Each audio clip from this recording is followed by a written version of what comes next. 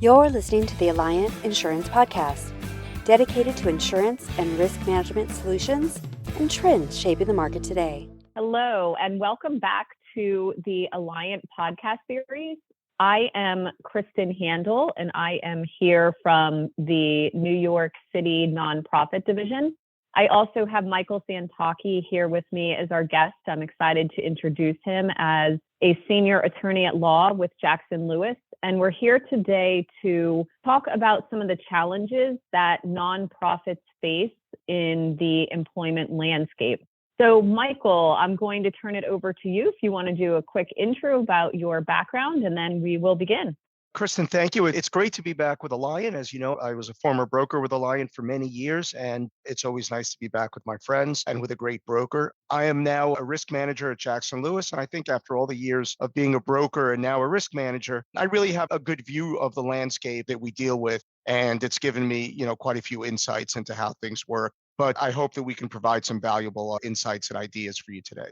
I think we will, Michael. I think your background on the insurance side and the legal side is really going to help the nonprofits, which are already facing such challenges and headwinds. I think that, now what do you see as one of the largest exposures for nonprofit entities when it comes to employment? So I think there's been a little bit of a change over the years. For a while, we could sort of itemize the employment perils into a few things: discrimination, harassment.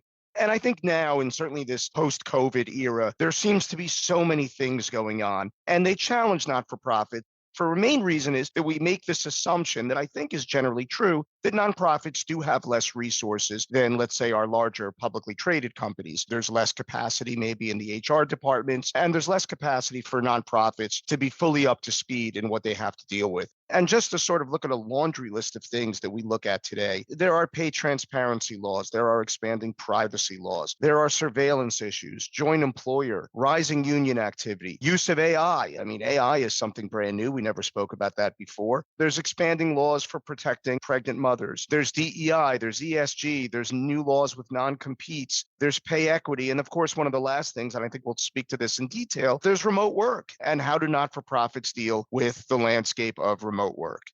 I know. And Michael, I feel that, from the broker perspective, we see, as you mentioned, a lot of these nonprofits, they're running lean. So they have those restrictions on manpower within their organizations. And they do read and keep up with all these changes. But, how do they protect themselves from potential issues? We see a lot, too, that our teams work with our clients on is the loss control aspect. So that whole risk management piece, really helping the organization from the top down understand the exposures and then putting those written procedures into place. So speaking to working from home, so remote work is prevalent, all states, all jurisdictions. How do you see that changing the nonprofit employment landscape from a risk management perspective, from an employment perspective, from, all factors when it comes to protecting the nonprofit organization, but also the employee? How are you seeing that affect your clients?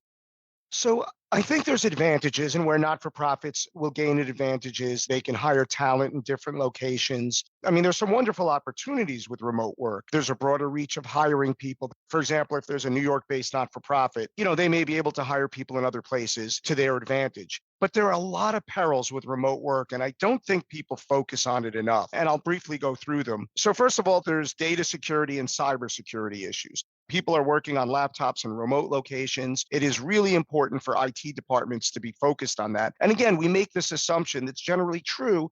A not-for-profit may not have the great IT department that the larger publicly traded company has. And yet now you have multiple employees working from home, and there needs to be a data cybersecurity plan in place to make sure that what they're doing doesn't jeopardize the not-for-profit. Then there's now compliance with employment laws. A New York-based not-for-profit now may have a reach in 5 different states if their employees are working in Connecticut, in New Jersey, wherever. I mean, we've had some employees that are working in Brazil, for example, with remote work. So there has to be some acknowledgement and research done with whatever the applicable employment law is in the jurisdiction where the employee will work. That also applies to workers' compensation. Another thing, and I think we do this really well at the firm, is employees' well-being. If someone's not in the office every day, we may not be in as much touch with their particular situation. And I think it's important that the not-for-profit be able to reach out to the employees. They may have an employee that they never even see, and that's a challenge. It's not the same as seeing somebody 5 days a week every day. So I think it's really important also to focus on employee well-being, and also productivity and performance. There are perils with employees working from home.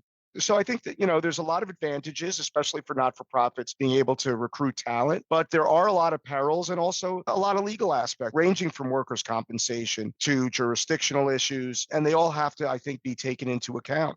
Also, communication. If you have team meetings, how are you dealing with, 9 members in the office and then there's somebody remote in Chicago or something? So all those things need to be factored into remote work. And it's not as simple as just the decision to engage in remote work. I think you have to really have things in place to address the various things from the legal to the employment well-being to the collaboration and communication that are so important to make a not-for-profit work well. I agree. Have you seen an increase in cross-state workers' compensation claims with the work from home culture that we have now? Yes, I think that there are a lot of workers' compensation issues, and we've had to address them. And in some cases, we've had to adjust our policy accordingly. But you have to be proactive to do that. And I think if someone makes the mistake of just saying it's okay to have these remote workers, but not address all these issues we're discussing, that's where a potential peril comes in. So yes, it's really important to talk to the broker that you're engaged with to make sure that your workers' compensation has addressed all the places that your employees are going to be working from. I know the all states coverage has become critical and making sure you're with a national carrier. So I agree with that. Definitely an interesting time. And you can see just a change in how the employment challenges have continued to rise. Michael, has the enhanced focus on DEI created any legal challenges for nonprofits? I think so. I mean, everyone has a different perception of what DEI should entail. So, just because there's a greater focus on DEI doesn't mean that it's solving problems. I think DEI can create more discrimination claims that will arise as this gets to the forefront, and some people feel that they're not served by DEI. The other thing a lot of not-for-profits have to be aware of is affirmative action compliance. And if there are affirmative action plans that they have to develop, they have to make sure that those are compliant. One thing we do for a lot of clients is to audit those affirmative action plans, but that is certainly something that not-for-profits have to be aware of as they inaugurate and go through with a DEI program. What are your thoughts around pay disparity? How do you focusing on this, making sure that there's no large discrepancies?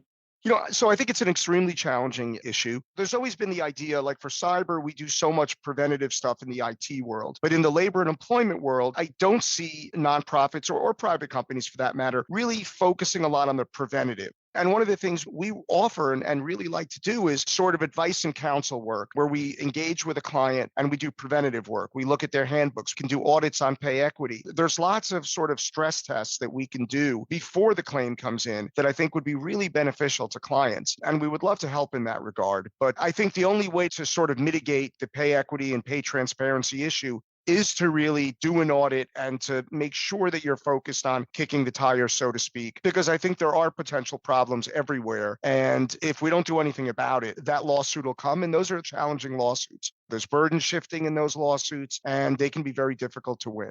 So doing the audits helps you put yourself in a proactive position versus a defensive position when a claim comes in. Is that correct?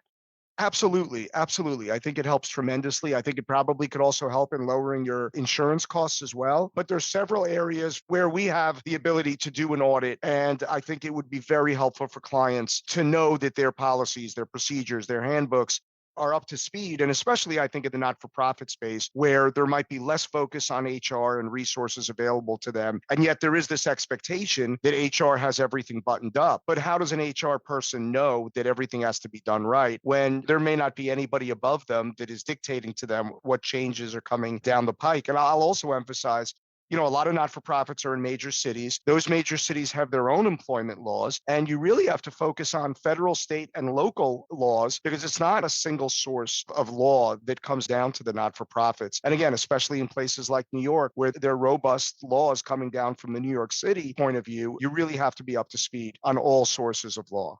And a number of, local and regional nonprofits receive funding from federal, state, and local. So I would think that would become even more of a focus area for them. So how are you working with your clients in the nonprofit space now that COVID has settled and we still have some of the areas that we've spoken about? So the proactive measures, are you sending out email communications? Are you scheduling meetings to review their handbook? What is your first line of defense? What do you recommend is a starting point for a nonprofit that maybe hasn't done much in this space? So I would say, and again, I think people should look at Jackson Lewis less as a source of litigation defense and a source of preventative cure. And what I would suggest is if I was a not-for-profit, I would contact Jackson Lewis and we could assist you in that regard and really speak to the areas of exposure that you have. Everybody's different, but just in speaking to some of these pay transparency, remote work, and all these things, a brief discussion could at least open the door to what the next step would be and what further testing and audits need to be done. But believe it or not, they're not nearly as expensive as you would think. And a lot of things can really be cured with preventative work as opposed to waiting for that lawsuit to come. But I think it all starts with what I would call a consultation with one of our advice and counsel attorneys, not a litigator, but we have people that their sole job is this preventative type work. They don't litigate. They simply help entities, not-for-profits, make sure that all policies and procedures are up to speed and won't come back to haunt them. I mean, it will cost you a lot more in a claim if something is lacking as opposed to not. And how about on the cyberspace? So we spoke about the challenges of the remote workforce, and a big aspect of this is that cyber concern. What do we do to help the nonprofits from a procedure perspective minimize that employment concern? So I think two things. I mean, one, there's the data security issue. I think there has to be clear policies as to what employees are going to do remotely. It has to be spelled out for them what they can and can't do with sensitive data while they're out of the office. And the second thing is just the cybersecurity and making sure that employees are aware of phishing threats, malware. Because I think there's a difference between training, which we do, and then the real life moment where you get a phishing email and you're busy at your desk doing 20 things and you simply hit the wrong button. So we send out fake emails to employees that are fake, but intended to hit the button if you know that it's fake. And then it says congratulations. But, we get a lot of these from time to time and they look real. I think it's a really helpful training exercise to have the employee then look at that and hit the button and say, I've identified a phishing or a malware threat. But we are doing that. And probably at least once a week, I get a bad email and I know, I hit the phishing. I did hit it on a real email once, but, that was okay. IT called me and said, no, that was legitimate. But I think the training and the exercises are really important in this space. That makes sense. Now, do you see employment claims rise if there was a situation where procedures weren't followed from a cyber perspective and there was a major breach? Do you see employment issues surrounding that if that employee was terminated?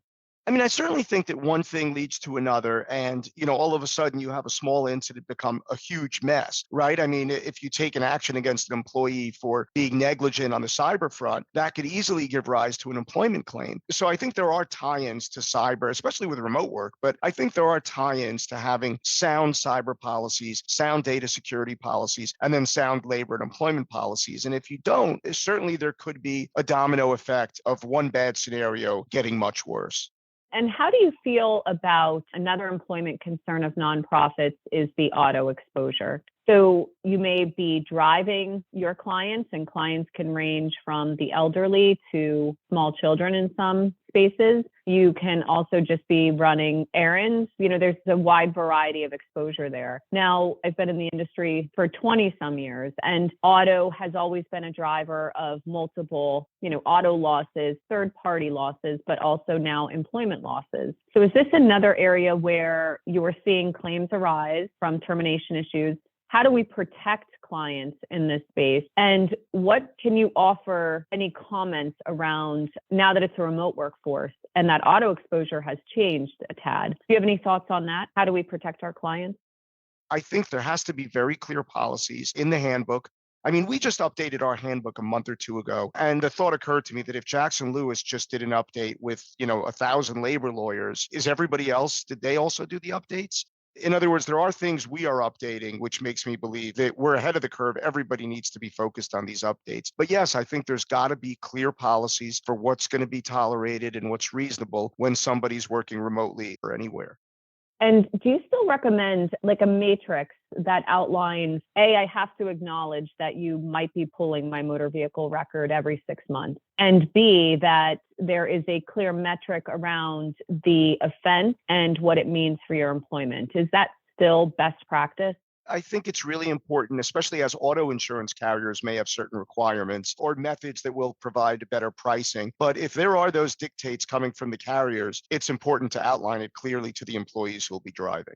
That's what we've recommended as well. Now, Michael, as we close on our discussion, do you have any thoughts on how the insurance world is addressing all of the challenges that we've discussed here? Yeah, so I think, as we enter a world with far more exposure, the carrier may not be your friend. I mean, the carrier's hope is to reduce their exposure by paying less claims, right? So, one thing the carriers have done in the employment practice space is one, they've raised retentions, the deductibles. It's not uncommon to see a 6-figure deductible, which in many ways is going to take away that single plaintiff claim. So the idea that you have insurance for everything is not necessarily true. And carriers are also carving out specific exposure areas. Most carriers are now excluding BIPA claims and privacy type claims. So there are hurdles with insurance now as the exposures grow, coverage may be less.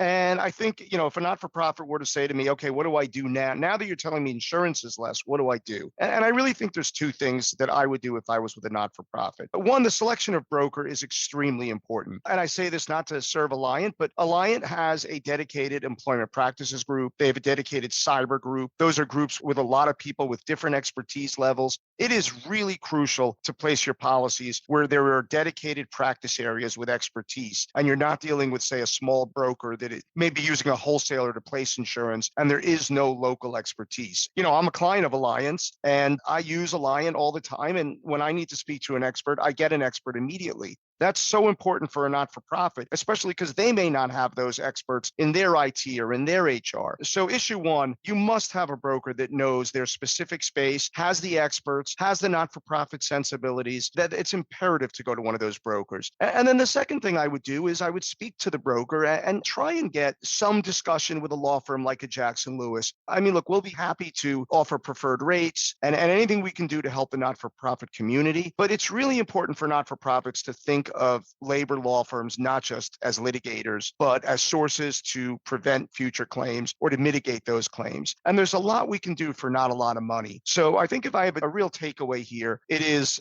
there's stuff coming from all sides. There's things you really have to know that not-for-profits may not have the resources to fully take command of. And where there is a source of light in this discussion, it is with having a really truly qualified broker. Your next door neighbor or your friend may not be enough. And then to also consider engaging a law firm to take preventative action in the employment space, like they do in the cyberspace, rather than wait for the lawsuits to come. I think that makes sense. The wage an hour and BIPA, if you want to expand on that a little, I mean, that's a hot topic now for a variety of industries.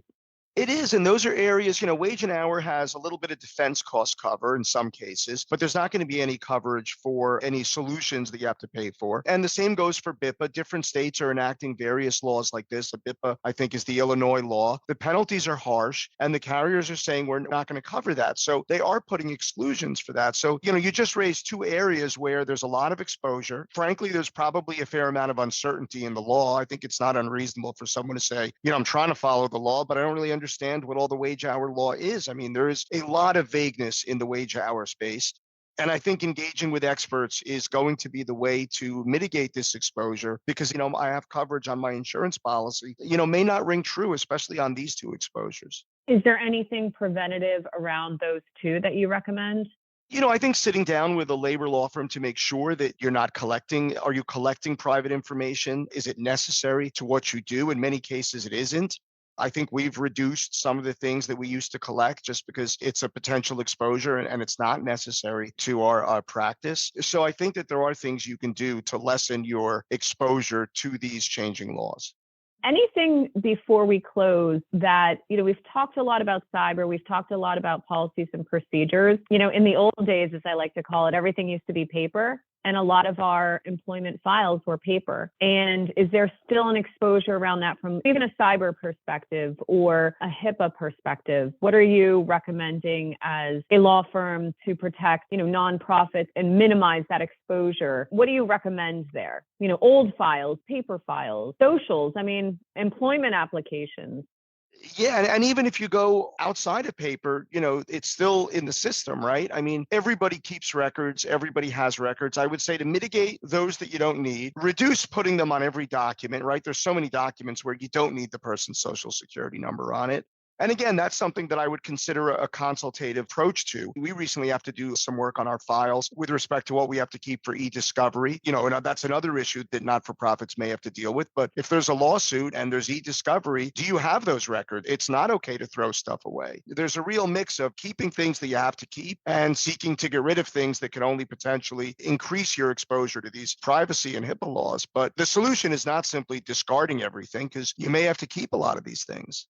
And the other thing I would just quickly add, if you outsource stuff to, a storage facility or something like that, are you asking those companies what kind of insurance they have, what kind of policy limits they have? It's really important when you engage in contracts to make sure that those vendors are adequately insured. I do this all day long. And sometimes you do have to reject an otherwise qualified vendor. But, a cyber-related company should not be carrying a $1 million cyber policy. It's also important to know when you could be an additional insured, when you can't. But I think it is important for those who deal with the contracts to make sure that the vendors they're doing business with have the proper resources to defend you if you are involved in a claim as a result of their negligence.